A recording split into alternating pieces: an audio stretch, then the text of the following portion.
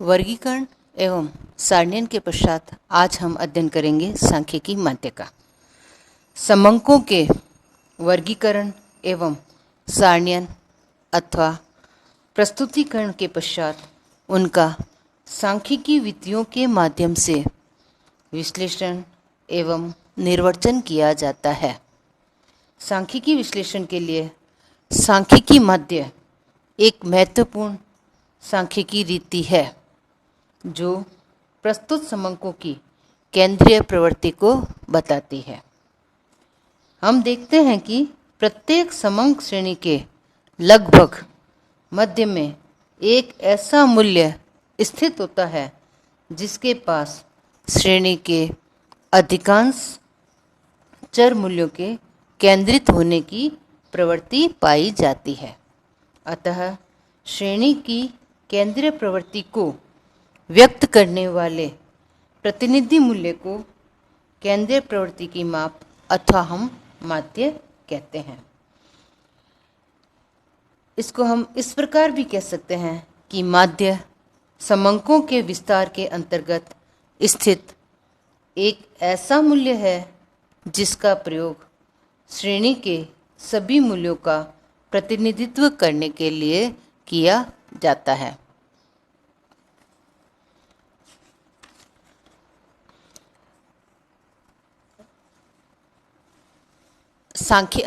इसी क्रम में हम देखेंगे कि सांख्यिकी माध्य कौन कौन से होते हैं या सांख्यिकी माध्यों के प्रकार कितने हैं। तो यहाँ पर हम यह स्पष्ट करना चाहेंगे कि सांख्यिकी माध्य अनेक प्रकार के होते हैं। माध्यों को उनकी गणना की विशेषताओं के आधार पर हम 3 भागों में बांट सकते हैं। पहला स्थिति संबंधी माध्य जिसको हम पोजिशनल एवरेज कहते हैं। दूसरा गणितीय माध्य जिसको हम मैथमेटिकल एवरेज कहते हैं। तीसरा व्यापारिक माध्य जिसको हम बिजनेस एवरेज कहते हैं। इसको हम सारणी के रूप में व्यक्त करने पर हम देखेंगे कि स्थिति संबंधी माध्य है वो उनको हम 2 भागों में बांटते हैं। पहला मध्य का जिसको हम मीडियन कहते हैं। दूसरा मोड या भूयिष्ठक जिसको हम मोड कहते हैं। मध्यका का संकेताक्षर कैपिटल M है और भूयिष्ठक या मोड का संकेताक्षर कैपिटल Z है। इसी तरह दूसरा हमारा वर्गीकरण का आधार है गणितीय आधार पर माध्यों का वर्गीकरण। इसके आधार पर हम माध्य को 4 भागों में बांट सकते हैं। पहला समांतर माध्य जिसको हम अर्थमेटिक मीन कहते हैं और जिसका सिंबल है कैपिटल X। दूसरा गुणोत्तर माध्य या ज्योमेट्रिक मीन जिसका सिंबल है G।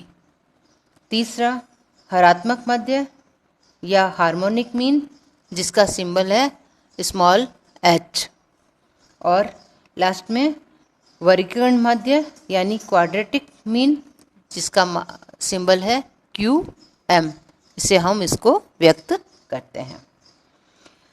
तीसरा आधार है हमारा व्यापारिक माध्य। व्यापारिक माध्य को भी हम 3 भागों में बांट सकते हैं।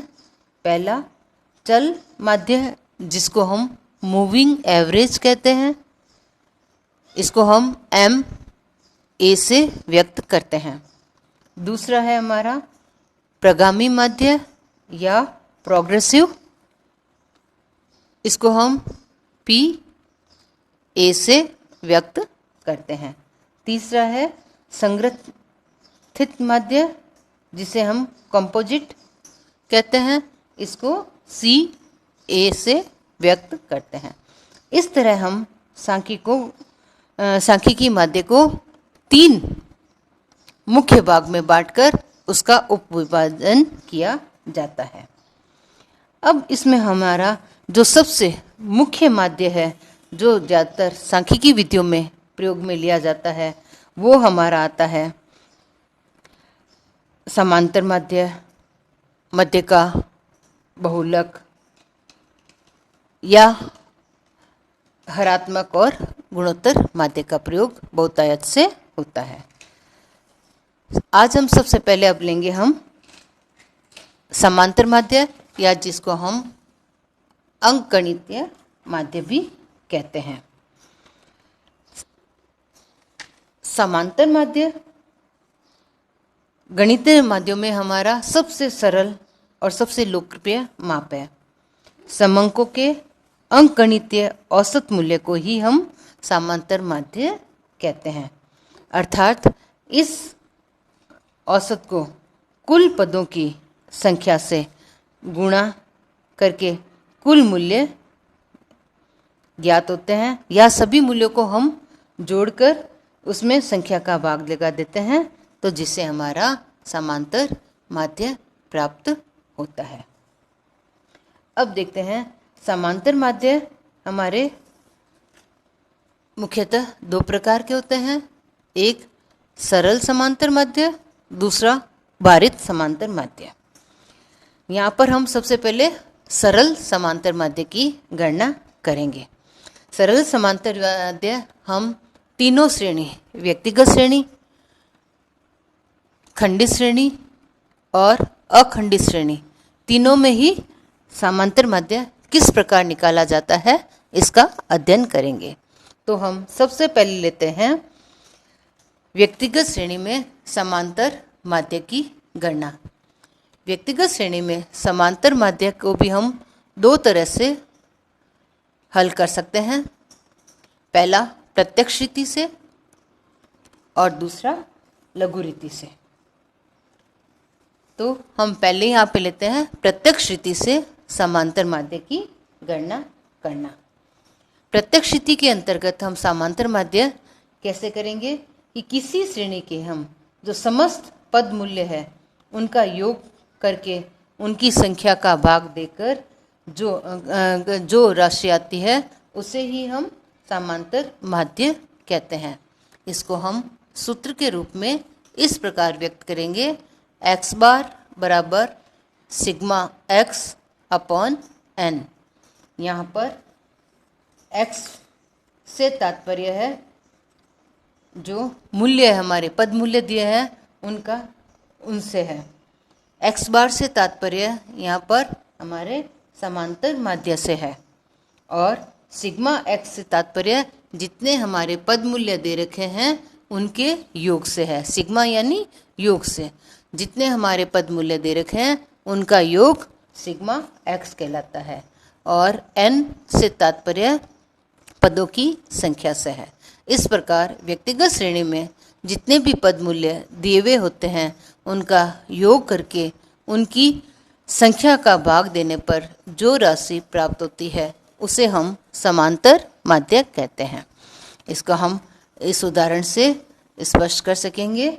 जैसे हमारा ये एक क्लास में 10 विद्यार्थी दे रखे हैं और उनके 200 नंबर से उनके मार्क्स दिए हुए हैं, तो उसका हम समांतर माध्य इस प्रकार निकालेंगे। जैसे रोल नंबर 1 से लेकर 10 तक के विद्यार्थी हैं और उनके प्राप्तांक पहले वाले के 110, दूसरे के 190, तीसरे के 160, 4 रोल नंबर के 165, 5 के 200, 6 से 190, इस तरह रोल नंबर 10 के 160 प्राप्तांक है। तो इसका हम समांतर माध्य इस तरह से निकालेंगे। सबसे पहले हम जितने भी पद मूल्य दे रखे हैं, 10 पद मूल्य दे रखे हैं, इन सब का हम योग करेंगे। तो इसका सब हम योग करते हैं तो यह योग आता है हमारा 1690 मार्क्स। अब इसमें ये हो गया हमारा 1690 सिग्मा x, और n यहाँ पर पदों की संख्या है यहाँ पर 10। तो हम इसमें समांतर माध्य निकालेंगे, x बार बराबर सिग्मा x अपॉन n।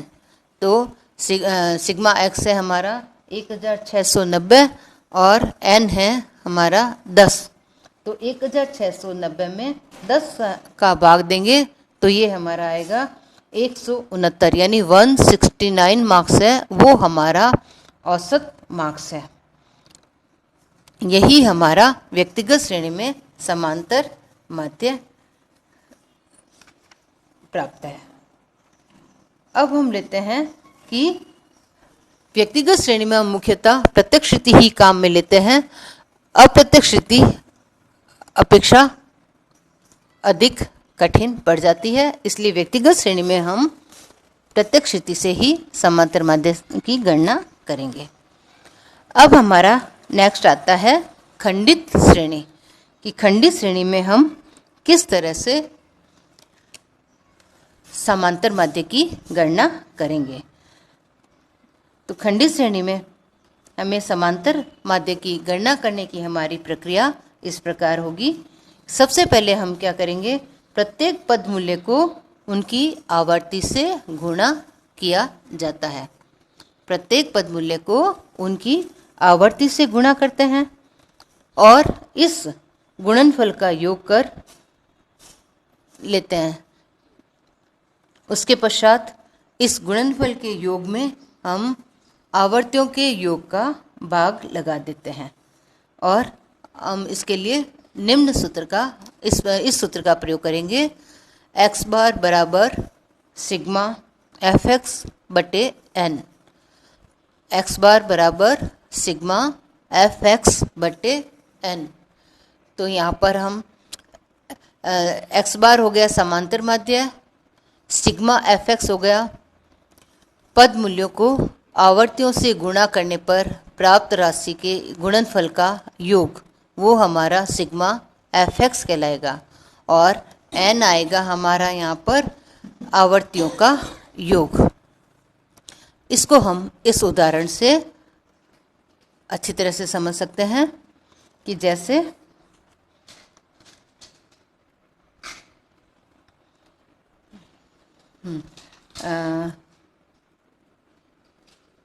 जैसे हमारे प्रस्तुत उदाहरण में दे रखा है कि नंबर ऑफ कॉल्स और नंबर ऑफ डेज दे रखा है, उसका हमें समांतर माध्य निकालना है। यानी 0 कॉल कितने दिनों, 1 कॉल की कितने दिन थे, 2 कॉल आने की कितने दिन थे, इस तरह से 7 कॉल के हिसाब से हम देखते हैं कि दिनों की संख्या है। तो हमारा इसका औसत कॉल रेट क्या है, उसकी गणना करने के लिए हम यह प्रक्रिया अपनाएंगे। सबसे पहले हम लेंगे एक सारणी बनाएंगे, उसमें पहला कॉलम होगा हमारा x का। यहाँ पर x हमारा जो चर है वो नंबर ऑफ कॉल्स है, जिसको हम वर्टिकली कॉलम में लिख देंगे।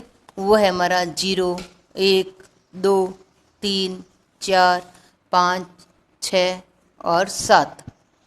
इसी तरह हमारी आवर्ती की संख्या है नंबर ऑफ डेज, इसको हम F वाले कॉलम में लिख देंगे कि 0 कॉल्स वाले दिनों की संख्या है 64, 1 कॉल वाले दिनों की संख्या है 26, 2 कॉल वाले दिनों की संख्या है 25, 3 कॉल वाले दिनों की संख्या है 43, 4 कॉल वाले दिनों की संख्या है 51, 5 कॉल वाले दिनों की संख्या है 40, इसी तरह 6 कॉल वाले दिनों की संख्या है 39 और 7 कॉल वाले दिनों की संख्या है 77।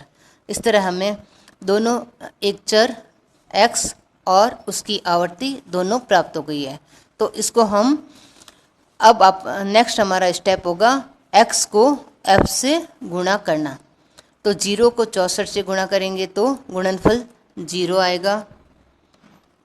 1 को 26 से गुणा करेंगे तो 26, 2 को 25 से गुणा करेंगे तो 50, 3 को 43 से गुणा करेंगे तो 129, 4 को 51 से गुणा करेंगे तो 204, 5 को 40 से गुणा करेंगे तो 200, 6 को 39 से गुणा करेंगे तो 234 और 7 को 77 से गुणा करेंगे तो 539।